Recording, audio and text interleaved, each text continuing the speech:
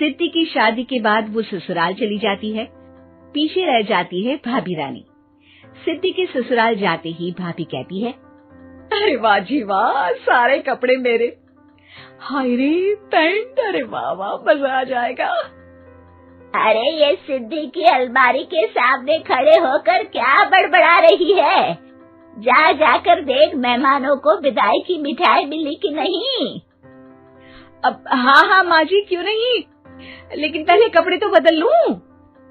अब रानी आ जाती है सिद्धि के उन कपड़ों में जो वो ससुराल जाने से पहले घर छोड़ जाती है। अरे रानी, कुछ दिन रुक जाती।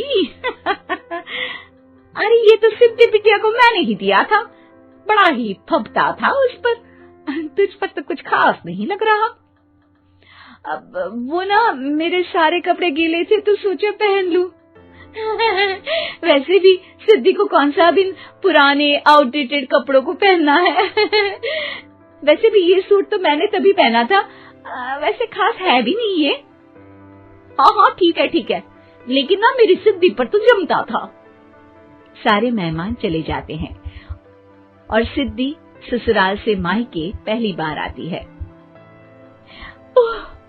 अपना घर, अपना कमरा, अपनी अलमारी। ये बोलकर जैसे ही सिद्धि अलमारी खोलती है तो सामने उसके कपड़ों की जगह कुछ और ही रखा होता है। माँ, ओ माँ, जरा कमरे में तो आना। सास और रानी वहां पहुंच जाते हैं। रानी ने पहनी होती है सिद्धि की जींस और टी शर्ट। अरे भाभी, ये क्या? ये तो मेरी बड़ी ही महंगी टी शर्ट है, इसे आपने घर में क्यों पहनी है? अरे बहुत मिलती है दीदी ये चौक की मार्केट में, 150 में। ओ भाभी प्लीज, ये एरोपोस्टल है, 2000 की एक टी शर्ट। ओहो, 2000 में तो दीदी 4 साड़ी आ जाए। अब क्या बोलूं? भाभी, ये मेरी अलमारी में छोटू के कपड़े, तो मेरे कपड़े कहाँ हैं? मेरी अलमारी में? अब दीदी आपको कौन से पुराने कपड़े पहनने थे? माना भाभी, लेकिन मैं जब घर आती तो यही सब पहनती ना। अरे तुम तो बड़ी कंजूस हो दीदी। खैर, वक्त आता है जब सिद्धि ससुराल के लिए रवाना हो रही होती है। अरे रानी, अंदर से सिद्धि का गिफ्ट ले आ, लड़की पहली बार ससुराल से मायके आई है। रानी अंदर जाती है और एक सिंपल सी साड़ी लेकर बाहर आ जाती है। ये लीजिए माँ जी। सास बेटी को गिफ्ट देकर ससुराल भेजती है। अगले दिन रानी एक सुंदर सी साड़ी पहनकर सामने आती है।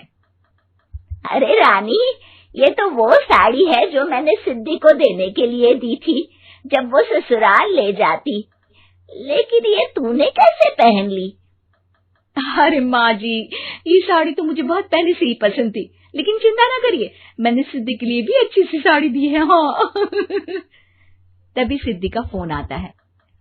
क्या माँ, कुछ अच्छा तो दिया होता ससुराल ले जाने के लिए। अरे पहले दिखा दिया होता। ये चमकते हुए पैकेट में नौकरानी वाली साड़ी मत दिया करो माँ। अरे बेटे, वो तेरी भाभी ने ना गलती से उससे पैकेट बदल गया। हाँ, मैं कल ही तेरे भाई के हाथ से तेरा वाला पैकेट भेज दूंगी। अरे रहने दो माँ, आई एम श्योर भाभी ने अभी वही साड़ी पहनी होगी जो तुमने मेरे लिए रखी थी। तुम तो समझ नहीं पाई उनको। खैर छोड़ो, मैं ज्यादा बोलती अच्छी नहीं लगती, रहने दो, आपको उन्हीं के साथ रहना है, फिर बात करेंगे। सास को रानी पर गुस्सा आ जाता है। वो उसके कमरे में जाती है जहाँ वो शादी का एल्बम देख रही होती है। रानी, मार्केट जाकर एक ऐसी ही साड़ी लेकर आ, कल प्रतीक जाकर सिद्धि के घर दे आएगा। अरे क्यों माँ जी, कितनी साड़ी देनी है दीदी को? यहाँ कोई सेल लगी है क्या? अरे चुप कर, मेरे बेटी के हिस्से की साड़ी खुद पहन ली, अब ज्यादा ज्ञान बांट रही है। एक दिन सिद्धि का फोन आता है। माँ, मेरी सास ने आप सबको खाने पर बुलाया है। सारे लोग सिद्धि के ससुराल पहुँचते हैं। खाना खाकर वो लोग निकल रहे होते हैं कि सिद्धि की सास सभी को गिफ्ट देती है। अरे बहन जी, बेटी के घर का खाना खा लिया, यही बहुत है जो आप ऊपर से गिफ्ट भी दे रही है। अरे बहन जी, आप भी कहाँ इन बातों पर विश्वास कर रही हैं। सास सभी को गिफ्ट देती है, लेकिन रानी को जो साड़ी देती है वो अजीब सी हरे रंग की लाल रंग के बड़ी छाप वाली होती है। अरे छी, ये कौन पहनेगा? सासू माँ को तो जरी वाली इतनी सुंदर, और मेरे लिए ये नौकरानी वाली। अरे भाभी, दरअसल मैं जब भी घर आती थी आप वापसी में ऐसी ही साड़ी देती थी ना, तो माँ ने सोचा कि आपको आपकी पसंद की ही साड़ी क्यों ना दी जाए। बेचारी रानी, बोलती भी तो क्या। सिद्धि और सास रानी का चेहरा देखकर हंसने लगती है, तो रानी समझ जाती है कि अपने ही बिछाए जाल में वो फंस चुकी है। आपको हमारी ये कहानी पसंद आई होगी। कृपया हमारे चैनल को सब्सक्राइब करें और सभी अपडेट्स के लिए बेल आइकन जरूर क्लिक करें। और हाँ, वीडियो लाइक और शेयर करना मत भूलिएगा। Bye bye.